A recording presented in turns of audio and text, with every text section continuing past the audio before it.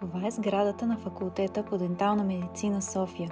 Сега ще ви отведем на втория етаж, където се намира първа аудитория. Учебният план по дентална медицина включва фундаментални общомедицински и дентални дисциплини. Обучението се провежда чрез лекции и упражнения, като всяка дисциплина се изучава по определен хорариум. Брой учебни часове всеки по 45 минути, през един или няколко семестъра и завършва с полагане на семестриален изпит. В момента се намираме в първа аудитория. Тук ще се провеждат една част от лекциите през вашето следване. Лекциите като форма на обучение се използват за преподаване на учебното съдържание. Водещият лектор представя темата чрез нагледяване и демонстрация на материала с презентации, схеми, докладване на клинични случаи и дискусии. Лекцията се провежда за целия курс.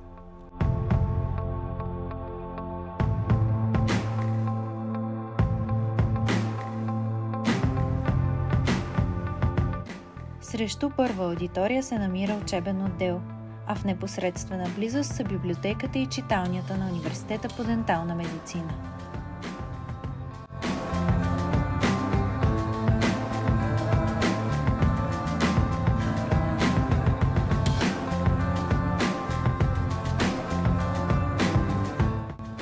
В момента се намираме пред залите по дентално материалознание. Дисциплината дентално материалознание изучава произхода, методите на производство, състава и свойствата на материалите, използвани в денталната медицина. Изучава се в 2 семестъра. Насочваме се към залите по пропедевтика на протетичната дентална медицина. Курсът по пропедевтика на протетичната дентална медицина предоставя възможност за придобиване на знания за морфологията и функционалната характеристика на дъвкателния апарат, устройството и начина на изработване на протезните конструкции. По време на практическите занятия студентите изучават зъбната морфология чрез изработка на зъби от сапуни, възходящ двосечен моделаж и самостоятелно изработване на основните видове протезни конструкции. Изучава се в 4 семестъра. В близост до залите по пропедевтика на протетична дентална медицина се намира гардероба, както и втора аудитория. Практическите упражнения се провеждат по определена програма, в рамките на 1-2 близначни групи или на максимум 4 групи, наречени каре, с водещият асистент, като студентът отива предварително подготвен по зададената тема. На упражнения се придобиват практически умения, клинична сръчност, осъществява се диагностика и лечение на пациенти под контрола на асистент и други.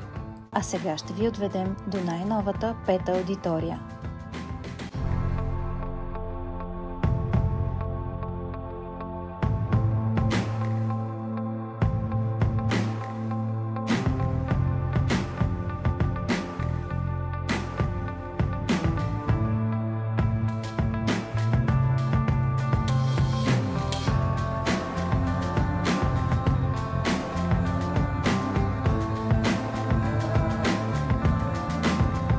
Друга важна част от обучението са семестриалните изпити.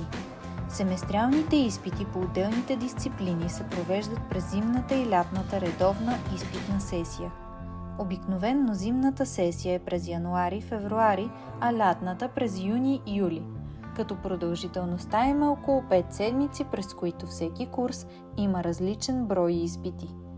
Например, след зимния семестър на първи курс ще имате 3 семестриални изпита – цитология, химия и физика, докато биология и дентално материалознание се изучават 2 семестъра и съответно изпитите ще са през лятната сесия. При неуспешно положен изпит, всеки студент има право да се яви на поправителна сесия през септември. Ликвидационната сесия се организира извънредно, когато има студенти, не положили успешно изпит и през поправителната сесия, като явяването става след заплащане на определена такса.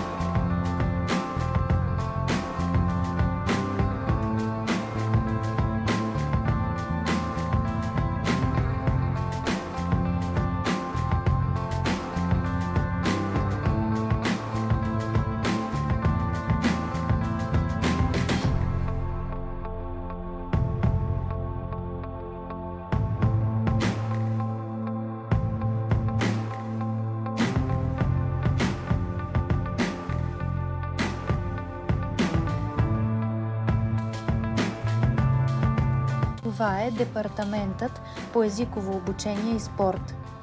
Там се провежда избираемият модул по спорт. Езиковото обучение се изразява в изучаването на латински и чужд език. Основната цел на курса по латински език е получаване на терминологична компетентност в областта на анатомичната номенклатура, клиничната терминология и фармацевтичната номенклатура. Изучава се в 2 семестъра. Освен латински език, в първи курс се изучава и чужд език по избор – английски, немски, френски в 2 семестъра, като акцентът пада върху специфичната терминология.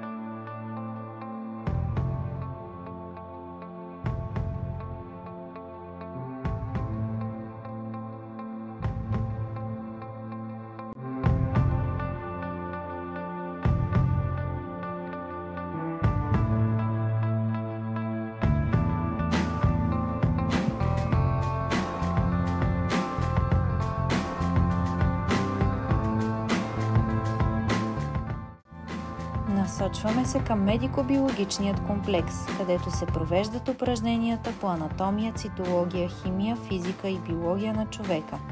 На упражненията по химия и физика ще провеждате експерименти, които трябва да опишете подробно в протоколи, а по биология и цитология ще наблюдавате препарати под микроскоп.